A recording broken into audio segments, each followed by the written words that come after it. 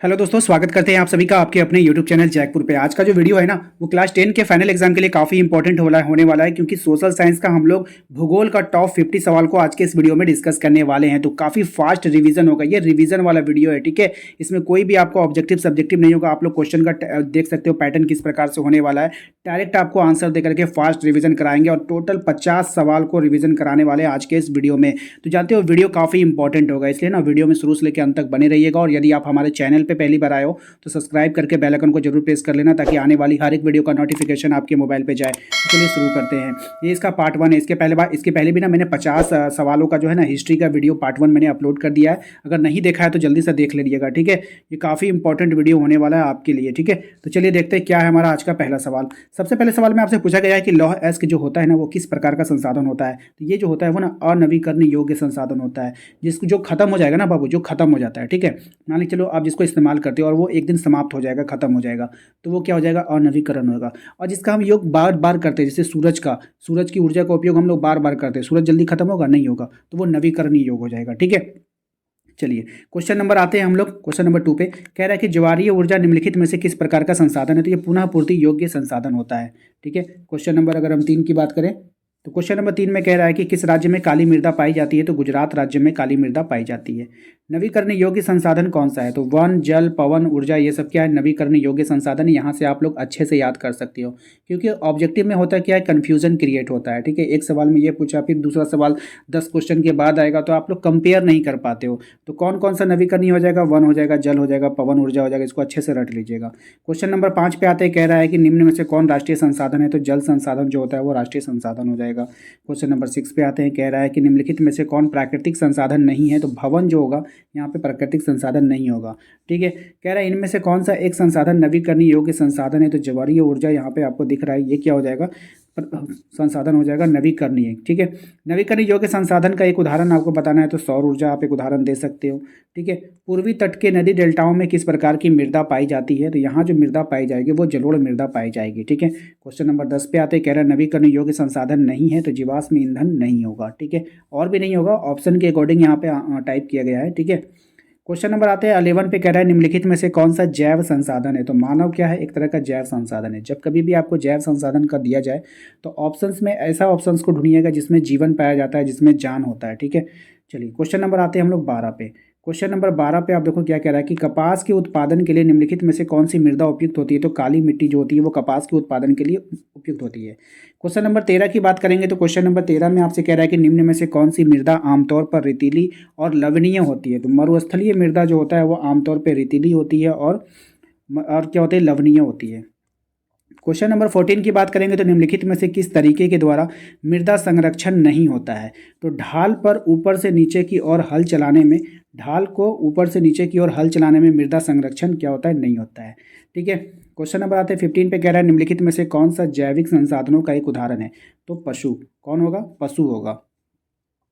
चलिए नेक्स्ट है आपका सड़कें व नहरें किस प्रकार के संसाधन है। तो राष्ट्रीय संसाधन है, इसको आप लोग याद रखिएगा। क्वेश्चन नंबर 17 पे आते हैं, कहा जा रहा है कि किस राज्य में काली मृदा मुख्य रूप से नहीं पाई जाती है। तो राजस्थान में नहीं पाया जाता है अकॉर्डिंग टू ऑप्शन, ठीक है। ऑप्शन में आपका राजस्थान रहेगा जहाँ पर नहीं पाया जाएगा, ठीक है। क्वेश्चन नंबर 18 पे ये कह रहा है कि हमारे पर्यावरण में उपलब्ध प्रत्येक वस्तु जो हमारी आवश्यकताओं को पूरा करने में प्रयुक्त की जाती है और जिसको बनाने के लिए प्रौद्योगिकी उपलब्ध है, जो आर्थिक रूप से संभव और सांस्कृतिक रूप से मान्य है, उसे क्या कहते हैं। तो उसको हम लोग संसाधन कहते हैं, इसको याद रखना है। क्वेश्चन नंबर 19 पे आइए, कह रहा है कि भूमि निम्नीकरण में निम्नलिखित में से किसकी भूमिका नहीं है। तो मधुमक्खी पालन की भूमिका यहाँ पे कोई भी नहीं होता है। आपके घर में एक दूध देने वाली गाय है, आप इसे किस तरह के संसाधन मानेंगे। तो ये जैव संसाधन है, किसमें, क्योंकि इसमें जान पाई जाती है। क्वेश्चन नंबर आते हैं हम लोग 21 पे, कहा जा रहा है कि जिस भूमि पर खेती की जाती है उसको क्या कहते हैं। तो कृषि योग्य भूमि कहते हैं, याद रखिएगा। क्वेश्चन नंबर 22 में कहा जा रहा है कि इनमें से कौन सा नवीकरणीय संसाधन नहीं है। तो कोयला नहीं होगा, बाकी सब वहाँ पे जल होगा, सूर्य का ऊर्जा होगा, पवन ऊर्जा होगा, ये सब होगा, तो वहाँ पे कोयला नहीं होगा, ठीक है।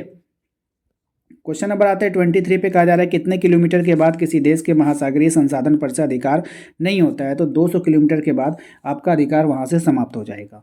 क्वेश्चन नंबर 24 पे आते हैं, कह रहा है भारत के कुल क्षेत्रफल में कितने प्रतिशत क्षेत्र पठारी भाग है। तो 27% क्षेत्र जो है वो पठारी भाग होता है।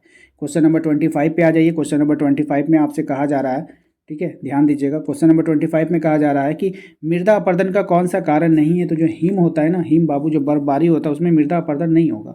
उत्तरी भारत की सबसे आम मिट्टी कौन सी है। तो जलोढ़ मिट्टी है, याद रखना है।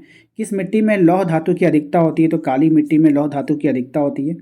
किस प्रकार की मृदा में कंकड़ अधिक पाए जाते हैं। तो बांगर में अधिक कंकड़ पाए जाएंगे। रियो डी जेनेरो पृथ्वी सम्मेलन आयोजित कहाँ किया गया था। तो ब्राज़ील में किया गया था, इसको याद रखना है। उत्पत्ति के आधार पर संसाधन कितने प्रकार के होते हैं। तो 2 प्रकार के होते हैं, ठीक है। प्रथम पृथ्वी सम्मेलन का आयोजन किस वर्ष किया गया था। तो 1992 में। इसको आप लोग अच्छे से याद कर लीजिएगा, ये मोस्ट इंपॉर्टेंट सवाल है। क्वेश्चन नंबर 32 पे आइए, कह रहा है कि साम्यता के आधार पर संसाधन कितने प्रकार के होते हैं। तो 2 प्रकार के होते हैं। बांगर और खादर किस मिट्टी के प्रकार हैं। तो जलोढ़ मिट्टी के प्रकार हैं, याद रखना है।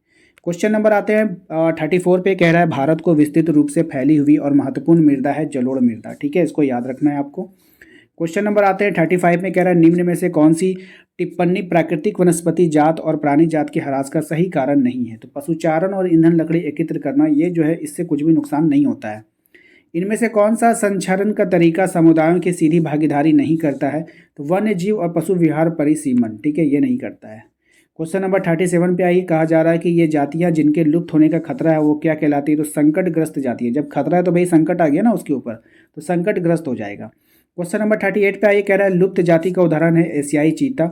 नेक्स्ट है हमारा 40 नंबर, निम्नलिखित में से किस राज्य में सर्वाधिक अस्थायी वन क्षेत्र है। तो मध्य प्रदेश में सर्वाधिक अस्थायी वन क्षेत्र है। 41 में कहा जा रहा है कि स्थानिक जाति का उदाहरण यहाँ पे निकोबारी कबूतर, याद रखना है सभी को।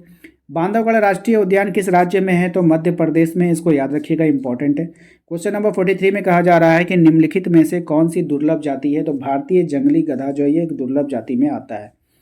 क्वेश्चन नंबर आते हैं 44 पे, कह रहा है निम्न में से कौन सी समुदाय जाति है। तो गंगा नदी का जो डॉल्फिन होता है वो समुदाय जाति है। क्वेश्चन नंबर 45 पे आते हैं, कह रहा है भारत में कौन सी जाति काले हिरन के लिए प्रसिद्ध है। तो बिश्नोई जाति जो है वो काले हिरन के लिए प्रसिद्ध है। क्वेश्चन नंबर 46 पे आते हैं, कह रहा है हिमालय वन क्या है। एक औषधीय पौधा है, हिमालय वय होगा, ठीक है। उसके बाद आते हैं 47 पे, कह रहा है 1952 में भारत में निम्न में से किस प्रजाति के विलुप्त घोषित कर चुका है। तो एशियाई चीता को क्या कर चुका है, विलुप्त घोषित कर चुका है। चिपको आंदोलन से क्या तात्पर्य है। तो वृक्षों की रक्षा करना, उसे चिपक करके लोग वृक्षों की क्या करते हैं, रक्षा करते हैं। क्वेश्चन नंबर 49 पे आ जाओ, कहा जा रहा है कि अंतर्राष्ट्रीय प्राकृतिक संरक्षण और प्राकृतिक संसाधन संरक्षण संघ के द्वारा विभाजन में से किसको श्रेणी में रखा गया। तो संकटग्रस्त जातियां, दुर्लभ जातियां और लुप्त जातियां। यहाँ पे करा अंतर्राष्ट्रीय प्राकृतिक संरक्षण और प्राकृतिक संसाधन संरक्षण संघ के द्वारा विभाजन में को किस श्रेणी में रखा गया। तो एक होता है संकटग्रस्त जातियाँ, एक होती है दुर्लभ जातियाँ, एक होती है लुप्त जातियाँ। ये 3 श्रेणी में इसको बांटा गया है। उसके बाद क्वेश्चन नंबर 50 पे कह रहा है कि गुलाबी सिर वाली बत्तख किन जातियों में शामिल है। तो लुप्त जाति में शामिल है, ये लुप्त हो चुकी है। तो आज के इस वीडियो में हम लोगों ने 50 इंपॉर्टेंट सवालों को डिस्कस कर लिया। इसके बाद इसका नेक्स्ट पार्ट भी जल्दी आएगा। आप लोग को वीडियो कैसा लगा प्लीज़ कमेंट कर हमें ज़रूर बताइएगा। चैनल पे पहली बार आए तो सब्सक्राइब कर लीजिए, बेल आइकन को दबा लीजिए और साथ ही साथ वीडियो को लाइक एंड शेयर जरूर कीजिए।